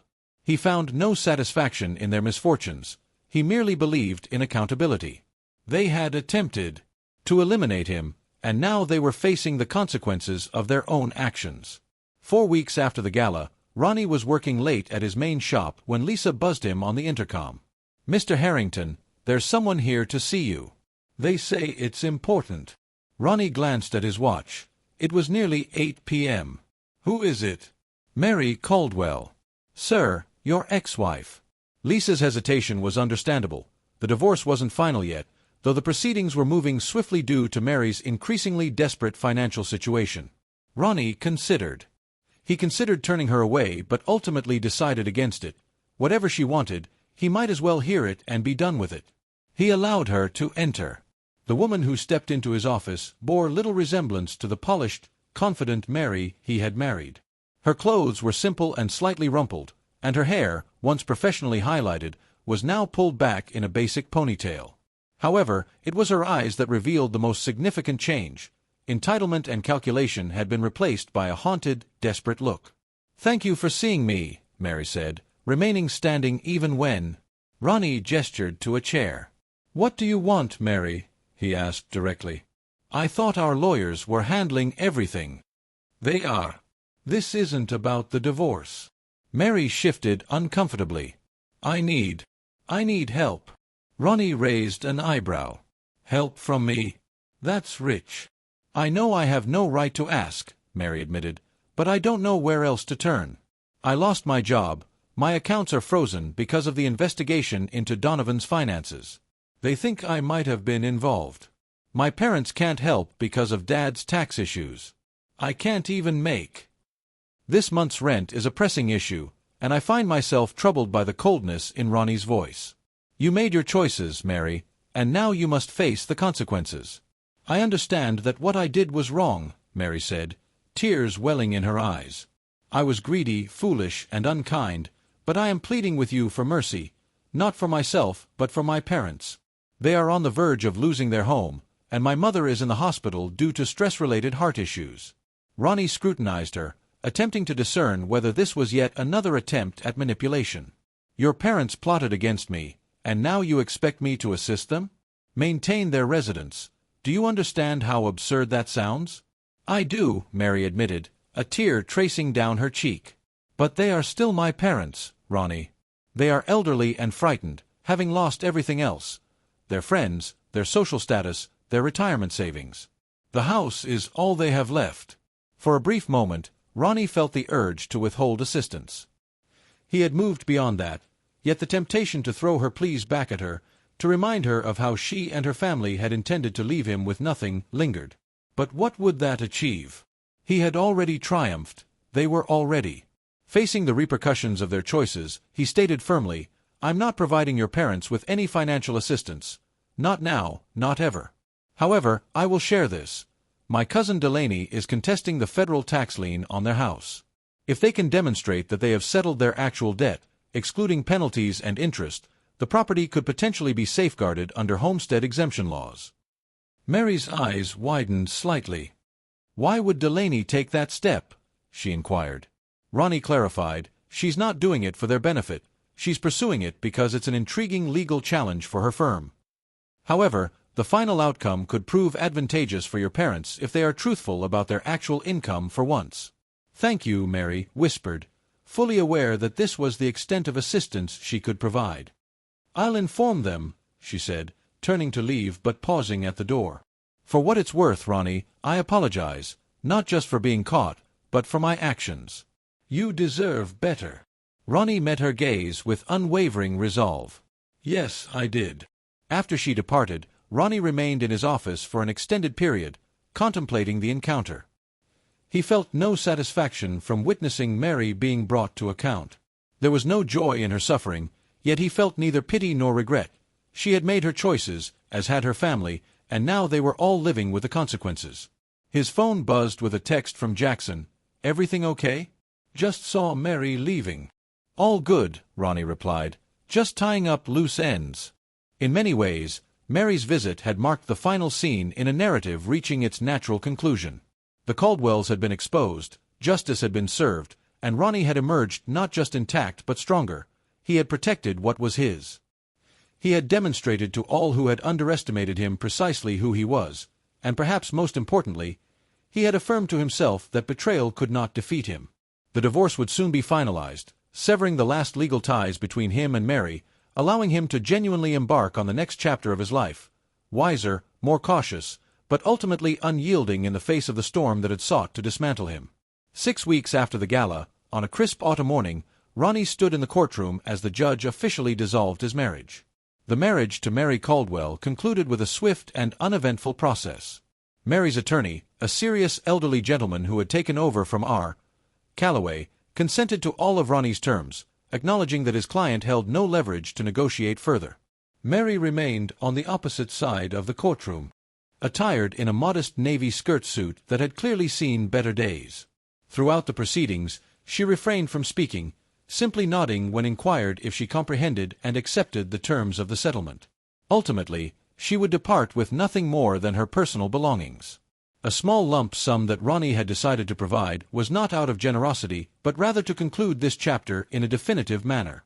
When the judge declared their marriage officially dissolved, Ronnie experienced a complex mix of emotions: relief, certainly, and vindication, but also a hint of sadness for what might have been. If Mary had been the person he believed her to be, he had loved her once, or at least the version of her she had portrayed. Outside the courtroom, as Ronnie was discussing the finalization of the paperwork with Caroline, Mary approached.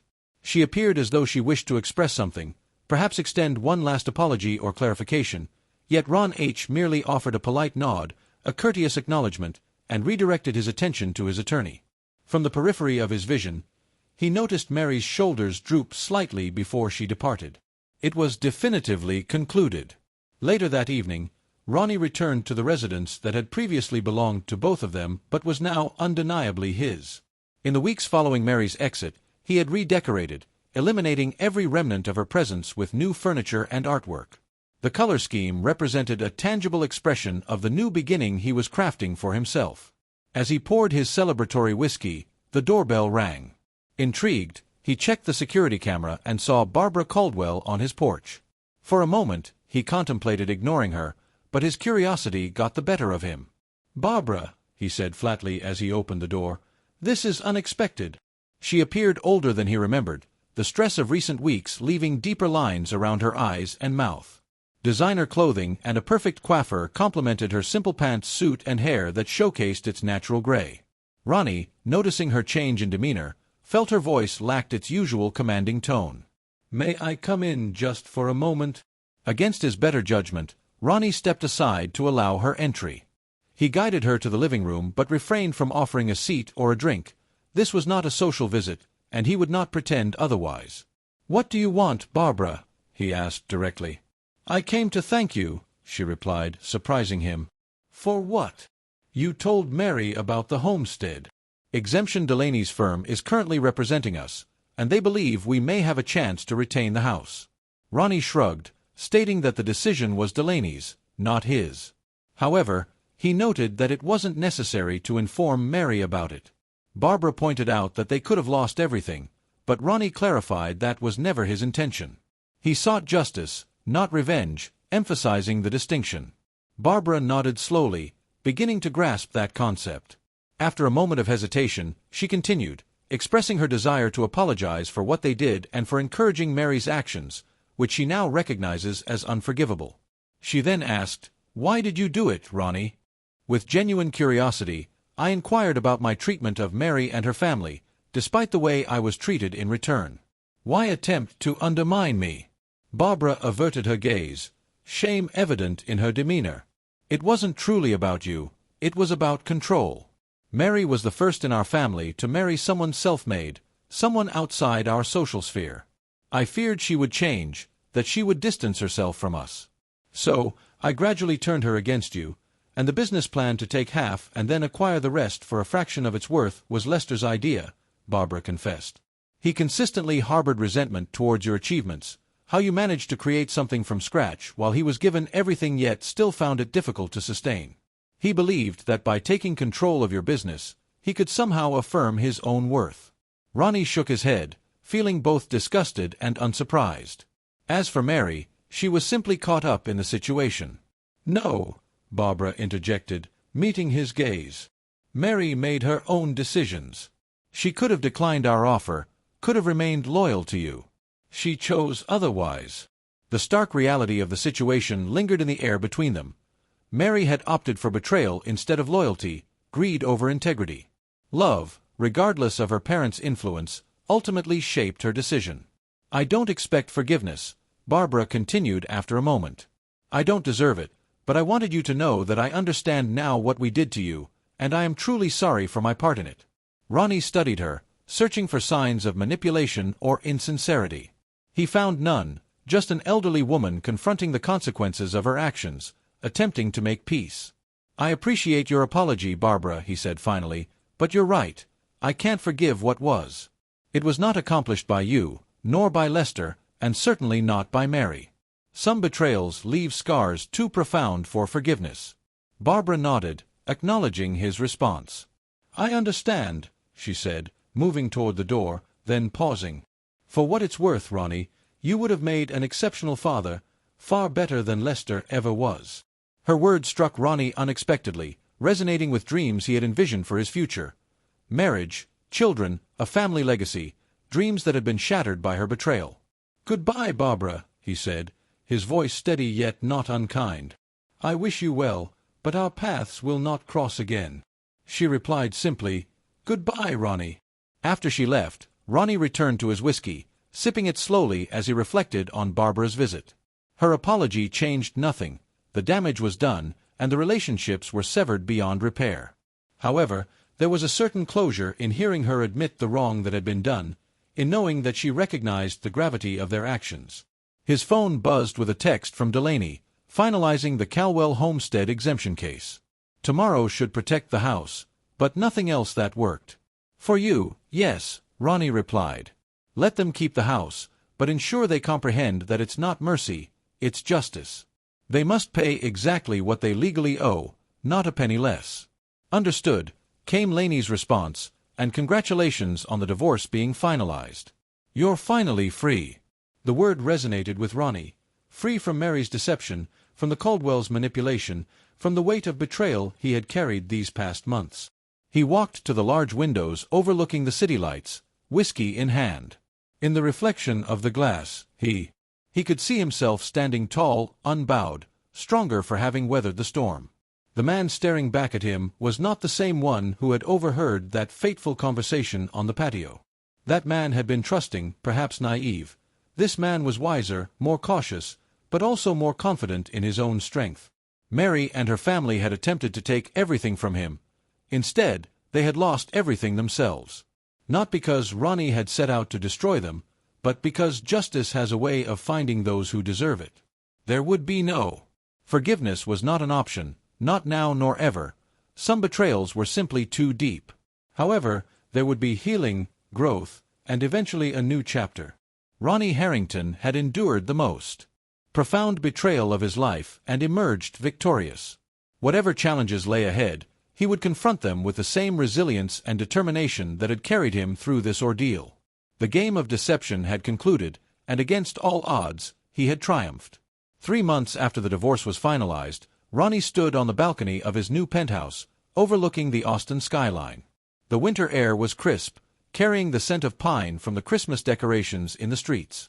Below, in his hand, a glass of fine whiskey caught the light of the setting sun, the amber liquid glowing like fire. The past few months had been a period of transformation. He had sold the house, filled with both good and bad memories that haunted its rooms, and purchased a sleek, modern penthouse in downtown Austin. The space reflected his new outlook: clean lines, minimal clutter, forward-looking rather than mired in the past. His business was thriving.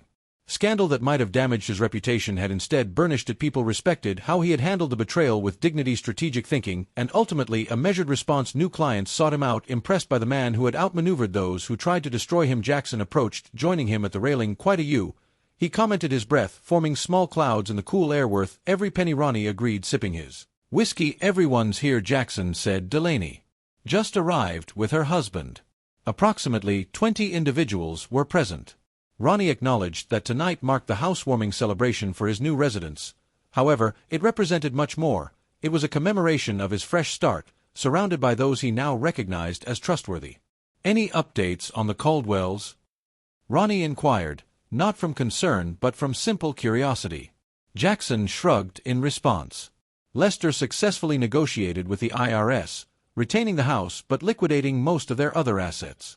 Donovan accepted a plea deal, resulting in 5 years of probation, a substantial fine, and a lifetime ban from securities trading. He is currently engaged in work. Currently at a car dealership in Houston, Mary relocated to Dallas last month and secured a position with a small marketing firm, embarking on a new chapter. Ronnie acknowledged this with a sense of detached curiosity. The details about the Caldwells no longer resonated with him emotionally. They were merely individuals who had once been part of his life and were now absent. He inquired further, assessing the status of his former rivals. One had lost his license for 3 years and was now working as a paralegal at a small firm in San Antonio, a significant decline from his previous standing. "Justice," Ronnie remarked succinctly. Raising his glass slightly, Justice Jackson nodded in agreement, clinking his own glass against Ron's. They stood in comfortable silence for a moment, observing the city lights begin to twinkle as darkness descended. "You know," Jackson said eventually, "when this all started, I was concerned about you. I worried that the betrayal would alter you, make you bitter or cynical." Ronnie contemplated this. It had indeed changed him. How could it not? But not in the ways Jackson feared. No, Ronnie turned to face his friend. "It made me more discerning, more careful about whom I trust, but it also showed me who my real friends are." He raised his glass toward Jackson. "The people who stand by you when everything is falling apart, those are the ones worth keeping in your life." Jackson nodded, a smile breaking across his face. "Well, you're stuck with me, that's for sure. Wouldn't have it any other way," Ronnie replied sincerely. Inside the penthouse, voices and laughter spilled from the gathering of friends and colleagues, people who had supported Ronnie through the darkest period of his life, who had helped him Not just survive, but triumph over betrayal. We should join the others, Ronnie said, draining the last of his whiskey. As they turned to go inside, Jackson paused. You never told me, do you regret any of it, how things played out with Mary and her family? Ronnie considered the question carefully. I regret that the woman I thought I married never existed. I regret the years spent building a life with someone who saw me as nothing but a mean to an end. He paused, looking out over the city one last time. But do I regret how I handled? Once I discovered the truth, not for a second did they waver in their choices. I made mine as well. Jackson raised his glass, acknowledging the consequences, while Ronnie completed the toast. Inside, the party was in full swing. Delaney captivated a small group with a story, her animated gestures eliciting laughter from all. Business associates, friends, and even a few new faces filled the space with warmth and genuine camaraderie. As Ronnie navigated through the crowd, accepting congratulations on his new home and reconnecting with friends, he felt a profound sense of belonging, of peace that had been absent for too long. The betrayal that had nearly destroyed him had instead compelled him to reconstruct something more resilient, not just his business, but his life and his sense of self. Later that night, after the last guest had departed, Ronnie stood once more on the balcony, gazing out at the city he had conquered twice, first through his business success and then by refusing to be defeated by those who had attempted to take it all away. In his mind, he replayed that moment in the garage when he had overheard Marion. Donovan, once consumed by the schemes against him, now understood that what felt like the end was, in fact, the beginning of his true existence. Mary and the Caldwells had aimed to strip him of everything, yet they inadvertently liberated him, from deception, false affection, and a future constructed on untruths.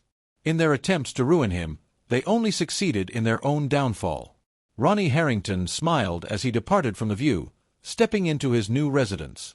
At times, the most effective form of retribution is not revenge, but rather the pursuit of a fulfilling life. And that was precisely his intention.